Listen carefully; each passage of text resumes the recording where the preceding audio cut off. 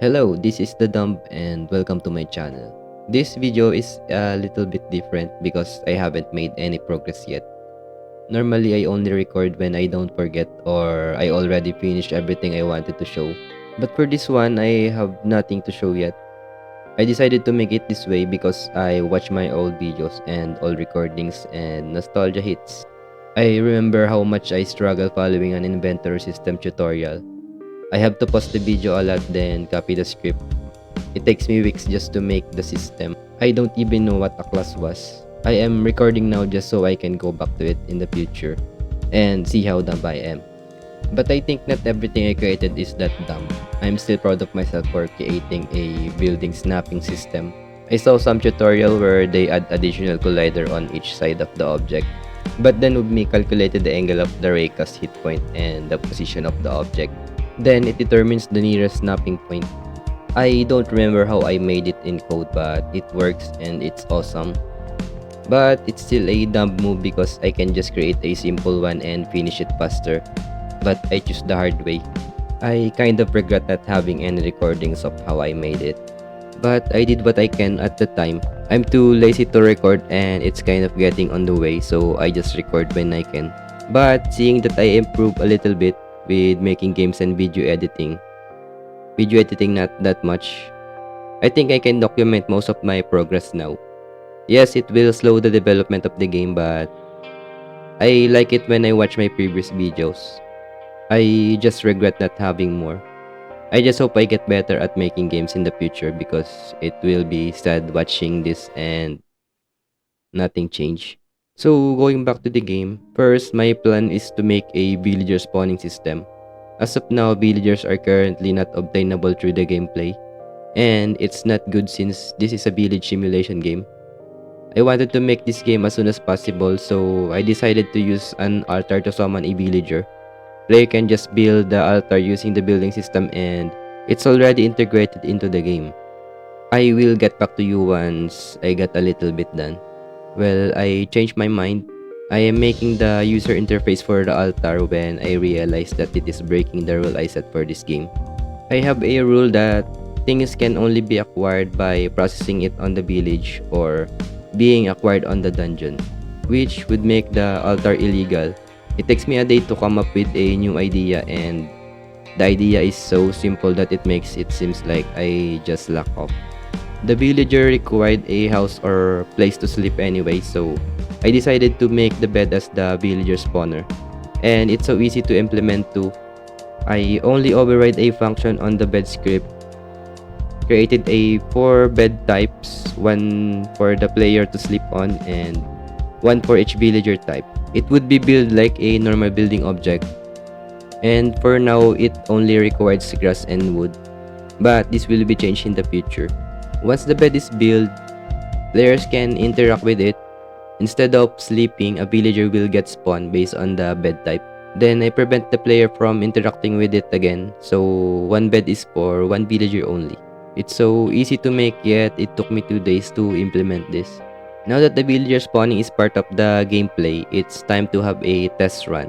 I have to make sure that the players can access all the buildings, villagers, tools, and weapons.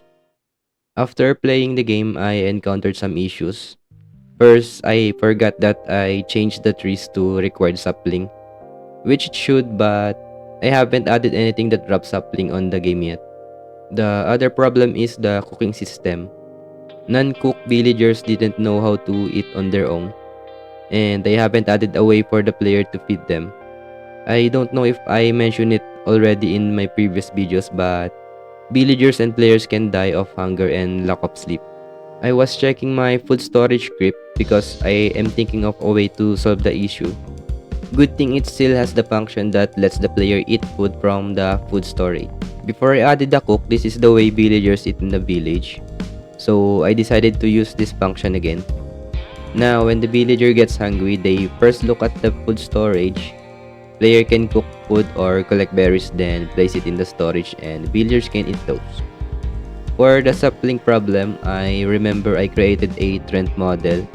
It's supposed to be an enemy in my first game but didn't have the chance to add it, so I imported it on Unity, set up the animation, and use the enemy script to move and attack, then set up the drop item to sapling. And since the game has a new enemy, but my spawner only support one enemy type, I decided to rewrite it, but I cheated a little bit. I created a sort of working system using coroutines, but I asked ChatGPT for advice and said it can provide me with something that doesn't use coroutine. And it is how Senior Unity Dev and AAA do their enemy waves. I got curious, so I said yes please. It still have my idea to use scriptable object for the waves and some of my logic, but instead of using coroutine, it uses update. And it works well. I just felt like I was cheating. Do you guys think it's cheating? Copying the whole system given by ChatGPT. I normally just use ChatGPT more like Google or a debugger where I paste the whole script and it shows the possible bugs on the system. And in the past, if I ever copy a whole system from ChatGPT, I eventually rewrite it because it's hard to maintain if I do not know what is happening on the script. I think using AI for developing games or apps still requires a higher skill level. Yes, AI can make a system for you in an instant with just a prompt, but when it's time to modify or add something to the system, I have no idea how to do it. So there's no other way but to go back to AI to rewrite it again for you. But sometimes it removes something you needed and adds something you didn't need. For someone who has a higher skill level in programming, they can read and understand what the AI has written. So instead of giving it back to AI hoping it will give the correct answer, they can just modify it themselves and get the output they wanted. I might use AI for coding more because it's faster, but what do you guys think? Of course, I will use it moderately. I will only get codes that I can understand, or it will hunt me down in the future when I encountered it again and have no idea what it does. And with that, I will be ending the video here. I am gonna be focusing on making the models next. Give Steven some makeover. I still have no idea how I am gonna be showing it in the video, but I will try. Making videos is taking more time than developing the game itself. Maybe because I don't like editing videos, but I think it's necessary because it helps me improve my communication skills. And I think it prevents me from getting burned out in developing games. Because it adds variety and maybe some exposure. I can't afford to pay ads, so making YouTube videos is free advertisement. I don't have that many people watching me, but it's better than nothing. Thank you for watching and see you in the next one.